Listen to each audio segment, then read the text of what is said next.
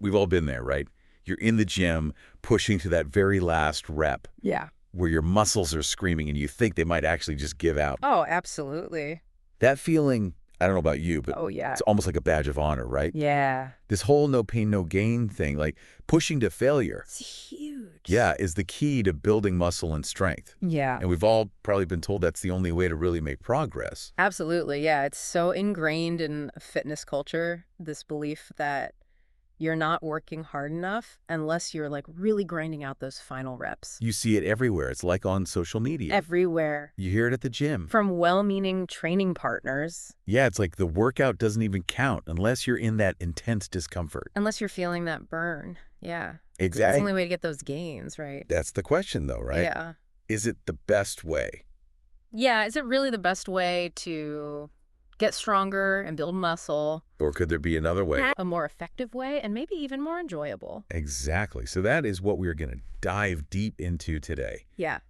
And thankfully, Some really fascinating new science. there is some new research coming out that's really challenging this long-held belief. Okay, so walk us through it. This year, there was a real interesting study in the European Journal of Sports Science by Refalo and colleagues. It was in 2025. Okay. We're also going to be touching on a bit of related findings from 2024, another study they did. So for everyone listening today, Yeah. we are really going to understand this training to failure concept, Trancha. Explore what the latest research says and figure out how all this actually applies to you in Exactly. your workouts or even just how you think about fitness. How you think about your fitness goals. Because honestly, some of this stuff is pretty dense.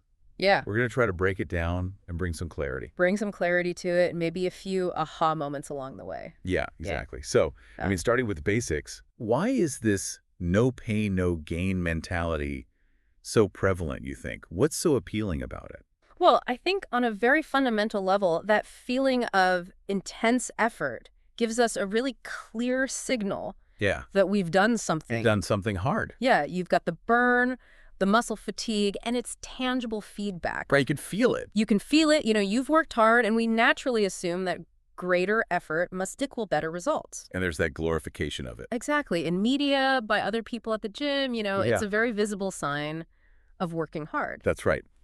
But let's get into this study Yes. that you mentioned from 2025 by Ruffalo and colleagues. Yeah. What is so interesting about their approach that makes their findings stand out? Well, the really cool thing about this study design was that they compared each person's legs against each other. Okay. So rather than having one group of people training to failure and another group not, they had each participant train one leg to failure to that point where they couldn't do another rep, but then their other leg would stop with 1-2 repetitions in reserve, so RIR. Okay. That means they finished the set feeling like they could have maybe squeezed out 1 or 2 more reps, but they didn't. So each person was their own control group. Exactly. Each person was essentially their own experiment. That makes a lot of sense. It makes the comparison much more direct, much more reliable. Right. You take away the individual differences that can sometimes mess up results. Exactly, yeah. By comparing within the same individual, they could much more confidently attribute any differences in results to the training method itself rather than inherent variations between people. Right, because everyone's different. Everyone is so different. So who were these people? Like, were they seasoned lifters or folks just starting out? They were definitely experienced. The participants were both men and women, and they had been consistently training with weights for an average of, get this, over 7.5 years. Wow, that's a long time. It's a long time, yeah. And many of them were competitive bodybuilders and powerlifters. Wow. So this is really important because it shows us how this information applies to people who are serious about their training, not just beginners. Got it. Okay, so experienced individuals, interesting study design. Now, how did they analyze all this data? Right.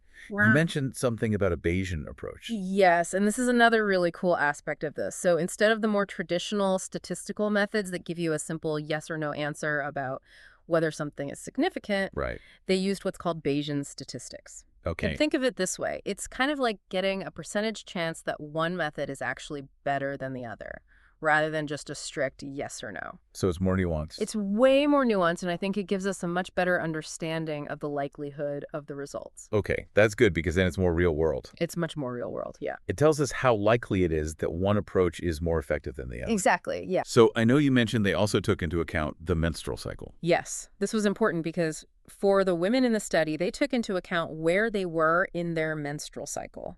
Interesting. Yeah, which, as you know, this is something that's not always considered in exercise science, Not always, no. even though it can influence potentially training responses. So what did they find with that? Did it have a big impact? So, interestingly enough, when they looked at the group as a whole, the menstrual cycle phase didn't seem to have a significant impact on the results of the training. Okay, that's interesting. Which, this adds to a growing body of evidence suggesting that while individual experiences can vary, like a lot, general training recommendations don't necessarily need to be adjusted based on cycle phase Interesting. at the group level. That's good to know.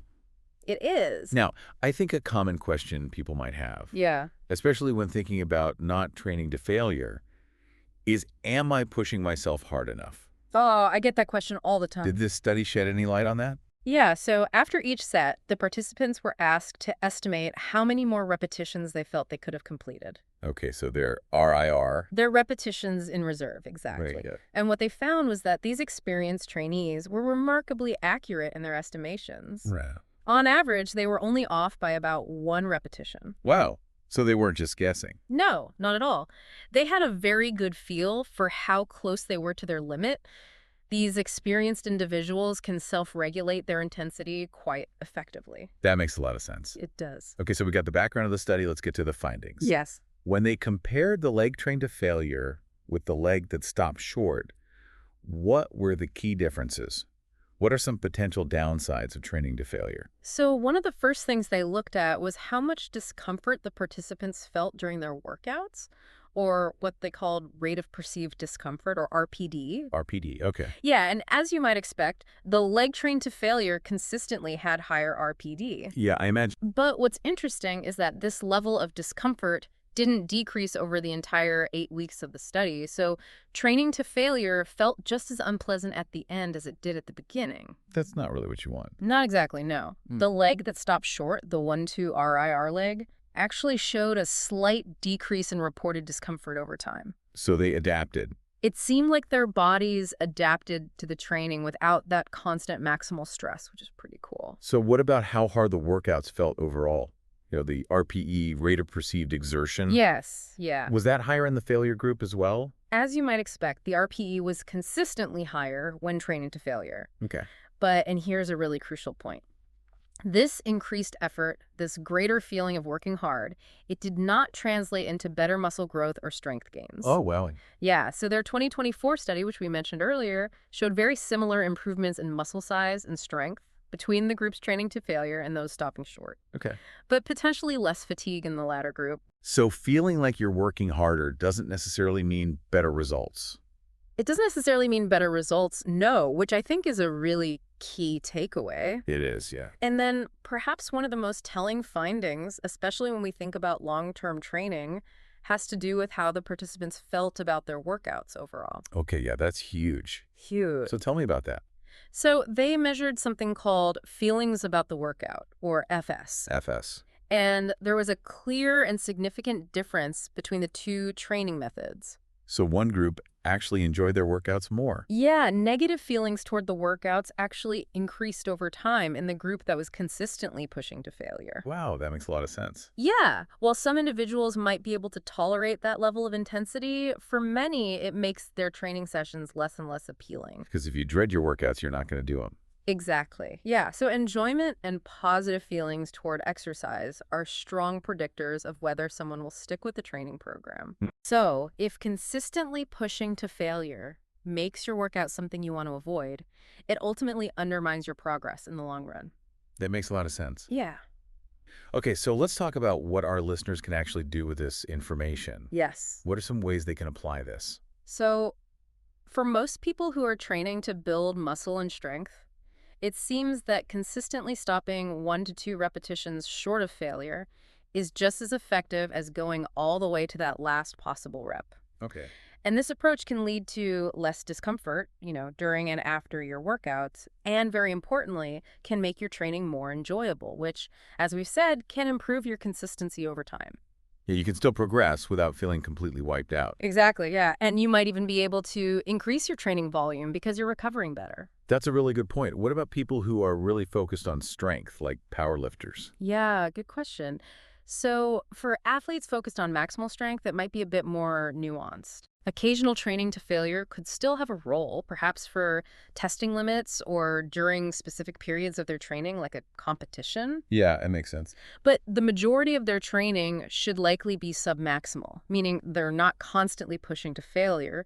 This helps manage fatigue and allows for higher overall training volume and can reduce the risk of injury. You can't keep redlining the engine all the time. Exactly. You need to be able to recover effectively in order to train consistently at a high intensity. Yeah. Okay, so what about individual preference? Yeah. Does someone's personality or how motivated they are play a role in this? Absolutely. How you respond to different types of training is very personal, and some people really thrive on pushing themselves to their absolute limit. Yeah, They get a sense of accomplishment and satisfaction from that feeling of grinding out those last reps. for sure. So for them, incorporating some training to failure might actually be psychologically beneficial. Yeah, I could see that. But other people find that kind of high intensity draining, discouraging, or even unpleasant. Yeah, so really understanding yourself is important. It's so important to understand what keeps you motivated and what makes you feel good about your training. Exactly. And what about how often someone trains? If someone's in the gym more, should they think about this differently? Yeah, that's a really good question. If you're training with a higher frequency, like 4 or 5 times a week, you'll likely benefit from consistently leaving a rep or two in the tank. Okay. This helps you manage your overall fatigue and recover adequately between sessions, which allows you to maintain a higher training volume. So if you only go once or twice a week, maybe you have more leeway. Yeah, if you're only training once or twice a week, you might have more leeway to include sets to failure, but even with lower frequency training, you still need to think about how it impacts your enjoyment and your ability to stick with it. Right, because consistency is key. Consistency is key, exactly. So it seems like this whole you must train to failure idea is kind of a myth. It really does seem to be a myth. This study and others strongly suggest that you can achieve very similar gains in muscle growth and strength by consistently stopping short of failure. And maybe even better in the long run. Yeah, and maybe even better in the long run, doing so can lead to less discomfort, workouts that you enjoy more, better long-term adherence to your training, and better management of overall fatigue. It really is a shift in perspective for a lot of us. I think so too. Because we've always thought harder is better. Yeah, harder equals better, yeah. So bringing it all together, Yes. the key takeaway is that you don't need to push yourself to the absolute limit in every set to reach your goals. Exactly. Leaving a rep or two in the tank might actually be better. It might be better, yeah. And as you think about your own training, ask yourself, Yeah. have you found that consistently pushing to failure leaves you feeling just overly tired or less motivated? Yeah. Could incorporating more sets where you stop just shy of that final rep lead to similar progress? With greater enjoyment. With greater enjoyment and consistency, exactly. It's worth considering, it's worth experimenting with. You might be surprised by the results, and you might even find yourself looking forward to your training sessions more. I love that. Yeah, and if you're curious and want to learn more, Yeah. we encourage you to check out the research by Ruffalo and his team, or explore different training methods that specifically use this idea of repetitions in reserve. I think it could really change the way you approach your fitness. I think so too. Well, thank you so much for this deep dive. It's been a pleasure. It's been fascinating. We'll see you all next time. See you next time.